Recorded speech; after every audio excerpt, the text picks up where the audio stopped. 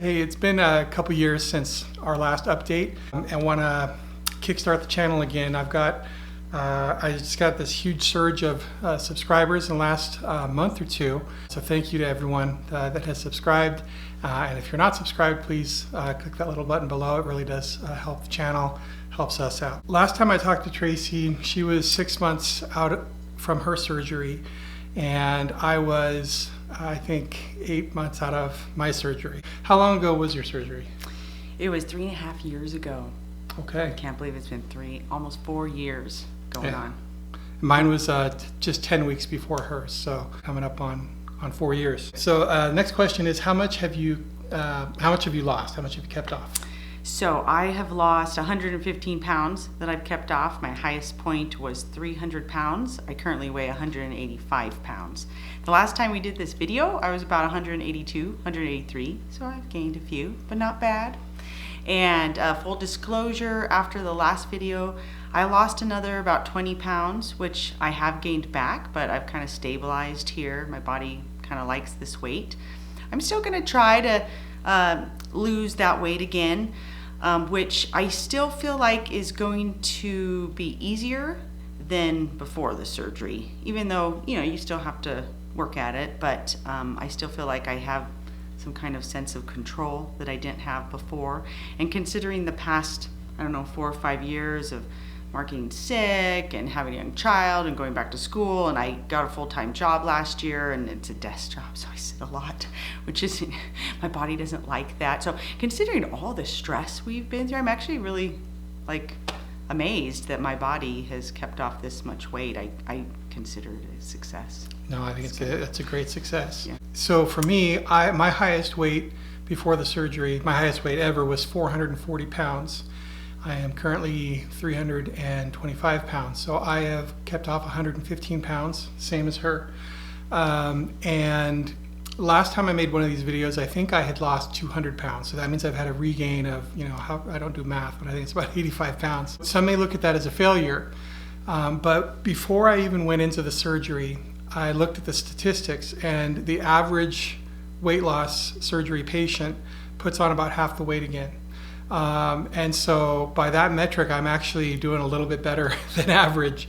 And I knew that going in. I would have loved to have stayed at a lower weight. I'm actually working on getting back down to that lower weight again. I think my lowest weight was around 230, give or take. So Traci mentioned the stress that she's been under. For me, I had been keeping the weight off up until the end of 2020, and that's when my dad passed away.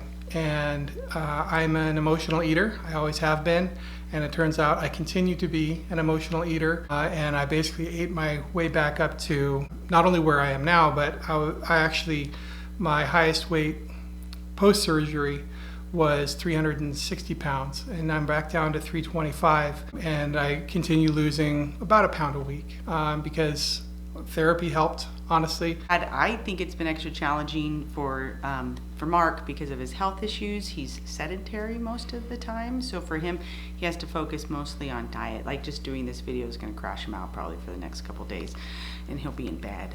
So we've had actually different experiences with our surgery, which has been interesting. You know, it made me realize that we all have different bodies, and everyone's going to respond to it in a different way. Like for me, I got very sick very easily eating sugar where he didn't. He actually started feeling hunger. I don't even remember feeling really hungry for the first few years. And so anyway, it was just kind of interesting to me, that I feel like in a weird way I had it a little easier, like all that nauseousness, and the doctor said he stitched me up extra tight in there. So I don't know, maybe my experience was a little easier for some reason. Yeah, in a previous video, I talked a little bit about dumping syndrome, which is very common among weight loss surgery patients. And she does get dumping syndrome. What does it feel like when you get dumping? It just, it doesn't mean I have to go to the bathroom, actually, even though that's what it sounds like. It just means like the food dumps too quickly from my stomach pouch into my intestines, and then it makes my sugars, my insulin spike, which actually, I don't know if this is true, but I was reading about it because I was scared of like, oh, is that gonna like cause diabetes or things like that. I need to follow up on that, but Yeah. it says it doesn't. But anyway, so it just makes me feel like I get like the jitters, like I've had too much caffeine. I just feel gross. I just feel sick. Like, you know, that the very beginning points of throwing up? Like I feel like that. Sometimes I have to lay down. Sometimes, interestingly, it affects like my cognition. Like I just get a little out of it, and I have a hard time answering questions. And I was reading, I don't know if this is true, but because my after my sugar levels spike so high, then they go back down real low, and which would explain, while near the end of my dumping syndrome, I always crave juice. Like I always just want orange juice or something sugary. Maybe my body's trying to get those sugars back up. I don't know. So I need to be more careful about that. And what kinds of things trigger your dumping syndrome? So things they told me I shouldn't be eating. Cereal. I was not expecting cereal to be the main culprit. Does it every time. So I just can't eat cereal. And I just grew up eating cereal. That's like my diet as a kid. You know, I just love cereal. But no more cereal. Sometimes candy, which also I shouldn't be eating, but I love licorice. But if I eat more than like 1 or 2 strands, it just sometimes gets to me. Ice cream, that's a big one. And sometimes things I don't expect, again, something else they told us we shouldn't eat, like rice, but I love yellow curry. So the other night, I think maybe I mixed in too much of the yellow curry sauce with the rice, and it just kind of went through too fast, and I was surprised. I think that's what made me sick. So I have to be better on my diet. Now, for me, I don't get dumping syndrome, and so for her, that works as kind of a deterrent to eating, you know, sugary things or just overeating in general. Whereas for me, and I had gastric bypass, I had the Rowan Y, which is kind of the most, you know, all I have is a tiny little stomach pouch. I can pound cereal all day. I can eat cookies, ice cream, and I don't just mean like a little scoop of ice cream. I mean like I can take out like a Ben and Jerry's tub, and it doesn't affect me at all. I've never had dumping syndrome, and it almost seems unfair. I wish that I did, and it's as crazy as it sounds. That's true. And any of you that have had it would probably think like, no, you don't want that. I wouldn't wish that on anybody. But it does act as a deterrent, and I wish that I had that, because if I did, I don't think I would be back up to 325 pounds like I am now. Yeah, it's true. Tell me about your exercise routine. Yes, that on purpose. Because every day I'm like, this is the day that I'm going to exercise. And I swear, when I was 300 pounds, I exercised so much. I was doing triathlons, and I was going swimming, to the gym, and I was doing the Jacob's ladder at the gym. Oh, yeah. You know that stair machine that like the firemen do?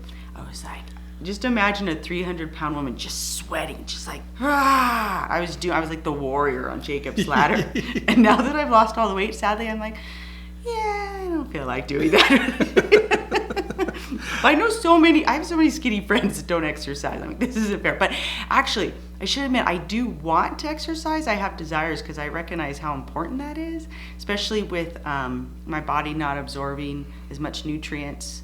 So osteoporosis, vitamin deficiency, things like that. So I really do need to take care of myself, especially because I'm like in my 40s and we have a young kid, and I'm like, I need to be there for her. So I do work at a university. I work on a beautiful campus right across the street from these gardens. Now, it's really cold here most of the year, but that's kind of no excuse. We have good clothing, but I've been trying to just go on walks more. So I think that's important. If you can't do anything else but walk, just walk, you know, even if it's just 20 minutes a day. And I do have a goal to build muscle. I just need to find something I really like doing. And so I realized around the corner, because I'm kind of a busy person, you know, with Mark and having a kid and stuff like that. So anyway, there's a rock climbing place on the way home. It's seriously, I could go in there, I could do 15 minutes of rock climbing, work my muscles, and head home, and still be home on time to make dinner and things like that. So I think that's my goal this week, is to go check that out. That's a good goal. Yeah. She mentioned having to take care of me. For those that haven't watched my previous videos, don't know who I am or what I'm about, I have chronic fatigue syndrome. I also was recently diagnosed with POTS, as well as mast cell activation syndrome. I've been diagnosed with fibromyalgia, and I also have some peripheral neuropathy. A genetic thing. Oh yeah, and I've got just in the last month or so, I've got a genetic mutation that makes my tryptase way too high, and so we're still trying to figure out how to adequately treat that. Up until a few months ago, I was bedbound pretty much 24/7. I recently started getting treated at a specialty center for chronic fatigue syndrome and kind of this whole cluster of weird diseases I have. And I'm on a ton of medications right now, and I'll probably do a whole other video just talking about some of the medications I'm on. But the benefit of it is that it's given me my mornings back. I'm able to be out of bed and kind of putter around the house a little bit for several hours in the mornings. I was able to start driving my daughter to school again for the last few months, which felt miraculous to me after 4 years of not being able to even do that. You make her breakfast? I make her breakfast. So anyways, thanks to modern medicine, I've gotten half of my days back. So it's kind of like, it feels like a prison release program every morning where I'm able to get out of bed and be free of that coffin, as it feels like. But come 1 or 2 o'clock in the afternoon, I just physically can't stay awake. And after I wake up from my nap, it's usually about a 45-minute nap. It's almost like I'm paralyzed and I can't get back up again. Sometimes it lasts for an hour or two. Sometimes it lasts for the rest of the night, and I'm not able to get up until the next morning. And so that's something that I'm working with now with my doctors to try to buy me a couple extra hours in the afternoon as well. So I'm not in bed, 19 hours a day, which still feels a lot better than 24 hours a day did. Mm-hmm. All right. Well, on a lighter note, what positive changes have you noticed from your surgery? Oh, there's so many. I probably should have sat down and made a list for you. But the first one I can think of is just confidence. That's been great. I've just, I don't know. I mean, we should be confident no matter what size we are, so I kind of feel bad saying that. But for me, it was, I don't know, it just brought some extra confidence, probably because I can do things that I can't do before. Like lunging. We were joking about this earlier. Sometimes at work, just to be funny, I have some student assistants that work for me, and sometimes just to make them laugh, instead of just opening the file cabinet, I lunge before I open it. We're going to get some B-roll and show her doing that in this video. Yeah, I'm going to do all kinds of things lunging. But no, I just feel like I can take the stairs up to my office, and I actually like walking now. Clothing is a big one. I used to hate the hours I had to spend looking for clothes and how expensive they were. Only certain shops like Lane Bryant or things like that. We didn't have money for clothes like that. Now I can go to the thrift store. The other day I just stopped by Ross real quick, didn't even try on the dress. I saw the summer dress and thought that'll work great. It was $12, and I brought it home, and it's my favorite dress now. It looks amazing.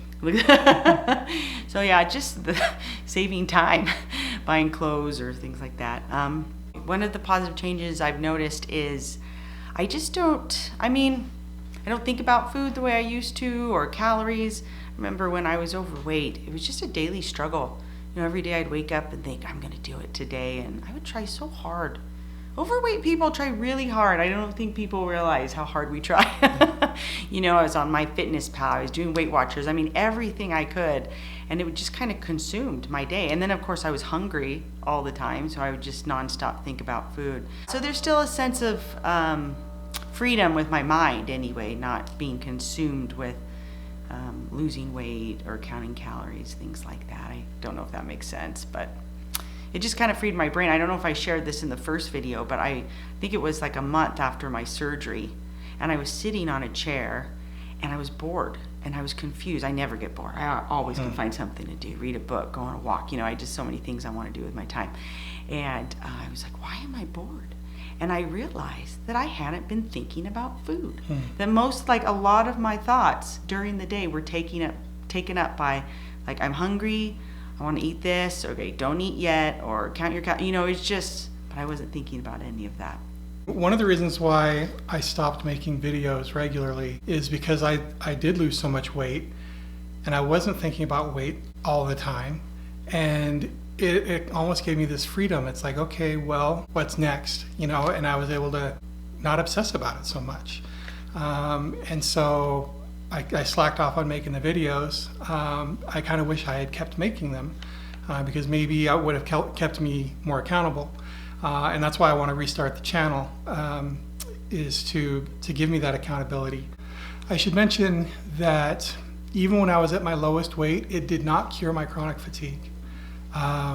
It improved my gas mileage, if that makes sense, but it's not like I had more torque or more horsepower. If you're not car people, these analogies may not make sense, but I just felt like I still had the same very limited amount of energy, but because it didn't take as much energy to move me from point A to point B, I could then move on to point C on some days. But it didn't give me enough energy that I was able to keep my job. So in one of my previous videos, I was celebrating the fact that I was doing well enough that I could go back to work. But when I went back to work, it was during the pandemic. I started going back to work in spring and summer when I didn't have any classes to teach. For those who don't know, I was a professor, full-time tenure track research professor. So I went back in spring and summer, but I didn't have any classes to teach, and so I was able to just go in. And back then I was having kind of like good half days as well. I still couldn't go and stay all day. I was working from 8 to 1 or 8 to noon, and then I'd have to drive home so I could be back home by 1. Well, because they started you on this medication that for 4 months really helped, but then we found out with a lot of people that start that medication, it wanes, it wears off. Yeah, so after just a few months, it wasn't effective anymore. And then when I did have to start teaching again, it was during the pandemic, and so we were able to do it on Zoom. And so I would literally just crawl out of bed and sit behind a little desk setup I had in my bedroom, and I would teach my 1-hour class, and then I would crawl right back into bed, and it would just destroy me for the rest of the day. And I was literally only teaching 1 hour a day from Monday to Thursday, and it was too much for me to handle. And at the end of that semester, I had to quit. I had to retire early. Yeah, and that's even with me driving you each way. She would drive me to campus, drop me off right outside of the door. I would walk 20 feet, sit as I taught because I couldn't physically stand. And again, not because of the weight. This was when I was at my lowest weight. It was because I had constant dizziness, constant pain, constant fatigue. But even with all of the accommodations, I just couldn't do it anymore. Yeah. And his doctor warned him. We had told his doctor he was having weight loss surgery, and his doctor said, that's not going to help you get better, right? So some people in my family, and it's okay, it's hard this is a hard thing to understand, but some people just kind of equate Mark's health issues with his weight. But in his case, that is not true. So the one thing I will say though is I had a constant pressure headache for about 18 months, and for some reason the surgery cured that. And it's bizarre, nobody can explain it, nobody understands it. It wasn't after I lost weight that the headache went away. I went into the surgery having had that headache, and I came out of the surgery and the headache was gone. It's the weirdest thing. I don't think that's ever happened to anyone before, and it probably won't happen to anyone next. So this is not me saying that if you get the surgery, your headache will go away. There is some research connected to intracranial hypertension that weight loss does help that, and so sometimes they do recommend bariatric surgery for idiopathic intracranial hypertension because it's still the only reliable way to take off weight sustainably long term. It's easy for us to lose weight. I mean, I've lost 100 pounds 4 or 5 times in my adult life, but then it always comes back. So sometimes I've seen some comments on earlier videos where people are like, well, just eat less and exercise more, or you can't just go on a diet, you need to do a lifestyle change. Well, the fact is lifestyle change is just a fancy way of saying diet, and most of us can do that for a couple of months, maybe 6 months, maybe even a year, and you think that you've changed, and you think that you're done with with struggling with food, but then you hit a brick wall and you ricochet back and your weight shoots up and it almost feels like it's out of your control no matter what you can do. It happens to everybody. It's not your fault. Yeah. And that's why bariatric surgery is such a great tool, is because you don't ricochet as hard and as fast or as high. Yeah, I know that might be hard for people who have never been overweight to understand, but we understand. Okay, everybody, Mark was getting kind of tired. He had to go rest. So he asked me to answer a few more questions. What was the question? Oh, how strict am I with my diet? But I just wanted to make people feel better about themselves, that you don't have to be perfect on your diet. I mean, you should always strive to follow the rules, but I've always been a carb junkie, and I don't think that has gone away. So, so I eat a lot of bread. I'm trying to quit eating a lot of bread. Like, I just love a piece of butter toast at nighttime, like before bed. I don't know what that is. I just, I love pretzels and chips. I mean, I pretty much eat anything. The only difference now is I eat less of it. So my stomach just can't handle more. So it works great.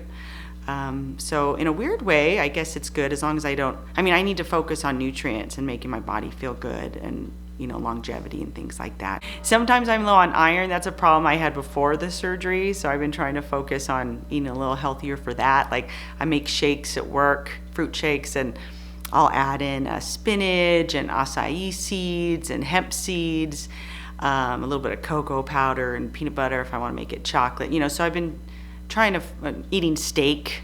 That can be a problem though, because my favorite restaurant down the street is the Italian place, which amazing steak sandwiches. They've been making them since like 1970, and I don't know what it is. Like, sometimes I take a few bites of food and my stomach's like, ooh, you're done. I don't know what it is about their steak sandwiches. I just eat the whole thing and I feel great. So it's just so weird to me how our bodies do that. I can't explain that one. If my doctor was listening, he might be concerned. I definitely need to focus on more proteins and more veggies, just that, we all know how to eat healthy, right? But at the same time, I don't want to get in that headspace I was before, where I was always getting down on myself. And discouragement, fear, things like that. So maybe it's just finding that balance. A few years after the surgery, those first couple years, I remember actually finding a lot of joy in eating, because I wasn't afraid, that I was going to overeat, and I could just eat something I really enjoyed and then move on with my day. So I'm trying to, after a stressful year of starting a new job and Mark getting approved for long-term disability and all that stuff, I find myself being a little bit more calm, and I find myself just wanting to focus on enjoying food a little bit more and enjoying healthy foods. I've actually I don't know if I'm more naturally a vegetarian, but I just love hummus and beans and Greek yogurt, and I love roasted vegetables. So I'm just gonna focus on just enjoying food, but enjoying less of it. Oh, what about my shirt? Oh yeah. Here, should I stand up? Yeah. You gonna see my shirt? So one of the good things about clothes is they're cheaper now. JCPenney, they have a boys section. I get these shirts for $6 to $8. I just have to buy the extra large. It's so awesome spending $6 on a shirt. And they're a lot of fun. My dinosaur shirt. So, should I do a lunge? Yeah, we'll probably need to do it. Uh-huh. Oh, hey. I would say it doesn't sound cheesy, but just love yourself. And I've always been a little anxious, and I've always kind of had black and white thinking. So I'm trying to get away from that and just realize that I really am a success, even though I've gained 25 pounds. I mean, I'm at 185. I remember being 300 pounds thinking if I could just get down to 200 pounds, that would be a miracle, and I would be so happy and content. And now I'm at 185, and I can go on walks and ride bikes and sit on the floor with my daughter and play games, and it's a miracle. So I really just need to be grateful. that I was able to do the surgery in the first place. Grateful with the health that I have. I don't have diabetes or high blood pressure. I did not have that before the surgery, but I knew it was coming because people in my family have that. It runs in my family. So I just kind of feel like I've been given a gift, a kind of a new start on life, so to speak. And anyway, if you're interested in bariatric surgery, I say go for it, and let us know if you have any questions. We are actually interested, right, in gathering more research or success stories. If you have any stories of you or people that have lost, a significant amount of weight loss and have kept it off, let us know. Or if you have any new research on bariatric surgery or weight loss numbers, things like that, we'd be interested in learning more. Yeah. Well, thanks again for joining us today, and we'll see you next time. Bye.